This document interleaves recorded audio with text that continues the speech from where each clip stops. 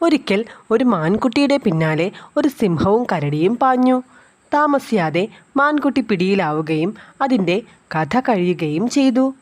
കൊന്നിട്ട മാൻകുട്ടിയുടെ ജഡത്തിനായി സിംഹവും കരടിയും വഴക്കിട്ടു. രണ്ടാളും അല്പം പോലും വിട്ടുകൊടുക്കാൻ തയ്യാറായില്ലായിരുന്നു.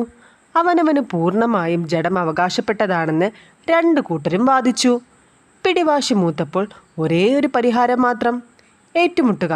കയ്യൊക്കുള്ളവന് മാൻ സ്വന്തമാകട്ടെ, അതാണല്ലോ കാട്ടിലെ നിയമവും. സിംഹവും കരടിയും യുദ്ധം ആരംഭിച്ചു. പൊരിഞ്ഞ യുദ്ധം. ഗർജനങ്ങൾ കൊണ്ട് കാട് ആകെ കുലുങ്ങി. മറ്റു മൃഗങ്ങൾ ഭയന്നു വിറച്ചു. കിളികൾ പേടിച്ചു പറന്നു. മണിക്കൂറുകൾ നീണ്ടുനിന്ന പോരാട്ടം. രണ്ടുപേരും ശരിക്കും ക്ഷീണിതരും അവശ്യരുമായി. അവസാനം അവർ കുഴഞ്ഞു വീണു.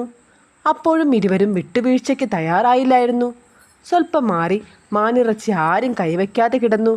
അപ്പോഴാണ് ആ വഴി ഒരു കൗശലക്കാരൻ കുറുക്കൻ വന്നത്. അവൻ ശരിക്കും സന്തോഷിച്ചു. അനങ്ങാൻ വയ്യാതെ കിടന്ന സിംഹത്തിൻ്റെയും കരടിയുടെയും മുന്നിൽ കൂടി കുറുക്കൻ പതിയെ നടന്നു. അവൻ പതിയെ മാനിനെ കയ്യിലെടുത്തു.